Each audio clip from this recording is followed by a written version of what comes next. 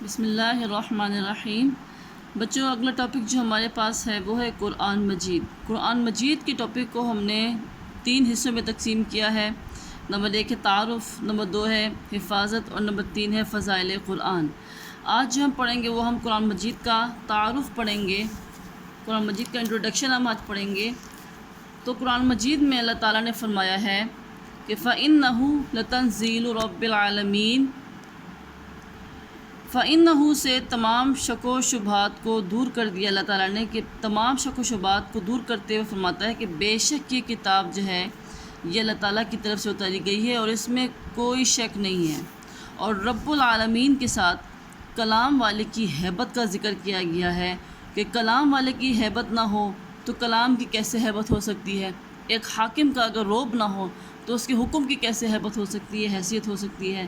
تو جس نے یہ قرآن مجید نازل کیا ہے وہ تمام جہانوں کا پالنے والا ہے، وہ ہمارا پالن ہار ہے، ٹھیک ہے؟ تو قرآن مجید جو ہے وہ لفظ قرات سے مشتق ہے، جس کے معنی ہے پڑھنا اور جمع کرنا۔ اس کے معنی سے ہی ہم کو اندازہ لگایا جا سکتا ہے، ہم اندازہ لگا سکتے ہیں کہ یہ دنیا کی وہ واحد کتاب ہے جو سب سے زیادہ پڑھی جانے والی کتاب ہے، تلاوت کی جانے والی کتاب ہے۔ نہ صرف اس کو دنیا میں سب سے زیادہ پڑھا جاتا ہے بلکہ اس کو بڑی عزت اور احترام کے ساتھ سنا بھی سب سے زیادہ اسی کتاب کو جاتا ہے، اسی کتاب کی تلاوت بھی کی جاتی ہے، اس کو سنا بھی جاتا ہے۔ تو قرآن مجید جو ہے وہ آخری آسمانی کتاب ہے جو حضرت محمد مصطفیٰ صلی اللہ علیہ وسلم پر جبرائیل امین کے ذریعے سے اللہ تعالیٰ نے نازل فرمائی۔ تو قرآن مجید جو ہے وہ عربی زبان میں ہے، جو کہ دنیا کی انتہائی ترقی یافتہ، وسیع اور جامع زبان ہے اور قیامت تک زندہ رہنے والی زبان ہے۔ تو قرآن مجید کو اگر ہم دیکھیں تو اس کی جو پہلی وحی ہے اقرأ بسم ربک الذی خلق، خلق الانسان من علق، اقرأ ربک الاکرم الذی علم بالقلم، علم الانسان ما لم یعلم۔ پڑھ اپنے رب کے نام سے جس نے پیدا کیا، جس نے انسان کو جمے ہوئے خون سے پیدا کیا۔ پڑھ، اور تیرا رب بڑا کریم ہے جس نے قلم سے پڑھنا لکھنا سکھایا اور انسان کو وہ کچھ سکھایا جو وہ نہیں جانتا تھا۔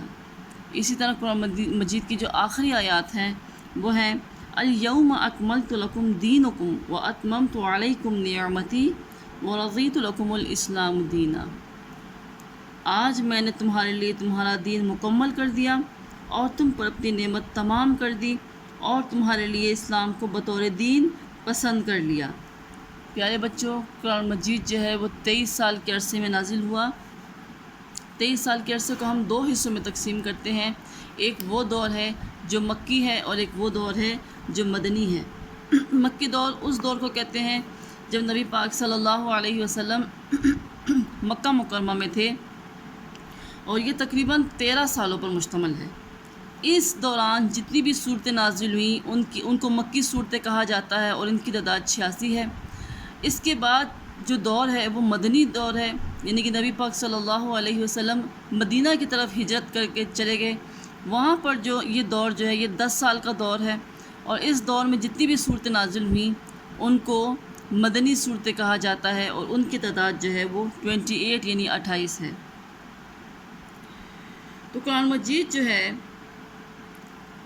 اگر اس کی پہلی آیت کو دیکھیں اقرأ بسم ربک الذی خلق، تو وہ قرآن مجید کی آخری پارے میں موجود ہیں، جبکہ قرآن مجید کے درمیان میں الیوم اکملت لکم دینکم کی آخری آیت موجود ہے۔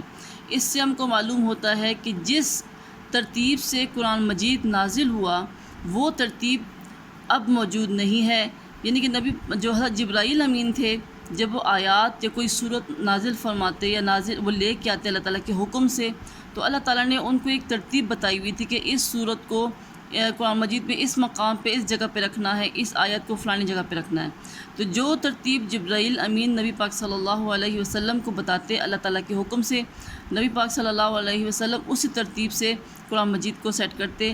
اس کو ترتیب توقیفی کہتے ہیں، جس ترتیب میں آج قرآن مجید ہمارے پاس موجود ہے۔ جس ترتیب سے نازل ہوا اس کو ترتیب نزولی کہتے ہیں، اور جو ترتیب اللہ تعالیٰ نے بتائی جبرائیل امین کے ذریعے اس ترتیب کو ترتیب توقیفی کہا جاتا ہے۔